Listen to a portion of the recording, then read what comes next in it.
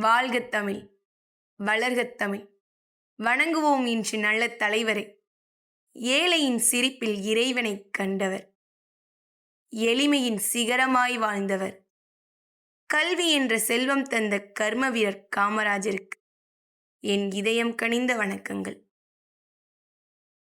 கல்வியே ஒரு நாட்டின் முன்னேற்றத்தின் அடித்தளம் என்று வகுத்து கூறியவர்தான் ஐயா காமராஜர். பெருந்தலைவர் காமராஜர் அவர்கள் 1903 ஜூலை 15 அன்று விருதுநகரில் பிறந்தார். தந்தை குருசாமி நாடாரும் தாயார் சிவகாமி அம்மையாரும் ஆவார். குடும்ப சூழ்நிலை காரணமாக பள்ளி படிப்பை தொடர முடியவில்லை. ஆனால் ஒருபோதும் மனம் தளராமல் தன்னம்பிக்கை, உழைப்பு மற்றும் அனுபவத்தின் மூலம் சிறந்த தலைவராக உயர்ந்தவர்தான் ஐயா கர்மவீரர் காமராஜர். எளிமை, நேர்மை, தியாகம் ஆகியவற்றின் அடையாளமாக வாழ்ந்தவர்தான் ஐயா கர்மவீரர் காமராஜர். காமராஜரின் ஆட்சி காலம் பொற்கால ஆட்சி என்று போற்றப்படுகிறது. ஏழை மாணவர்களும் கல்வி கற்க வேண்டும் என்ற உயர்ந்த எண்ணத்துடன் ஆயிரக்கணக்கான பள்ளிகளை திறந்தார்.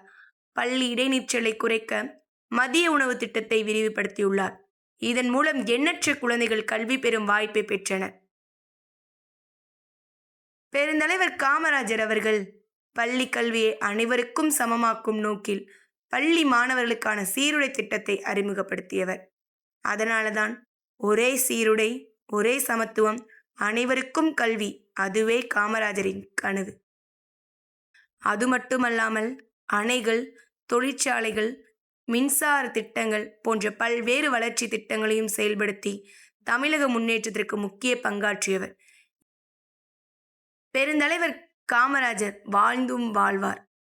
நான் படிக்கவில்லை என்பது என் குறையில்லை, என்னைப் போல் பல குழந்தைகள் படிக்க வேண்டும் என்பதே என் வாழ்க்கையின் குறிக்கோள்.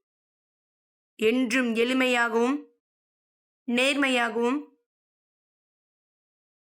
வாழ்க்கையில் சிறந்தவராகவும் ஐயா காமராஜரின் பின்பற்றி அவர்கள் வழியில் நாமும் என்று கூறி இவ்வுரையை முடிக்கின்றேன். நன்றி.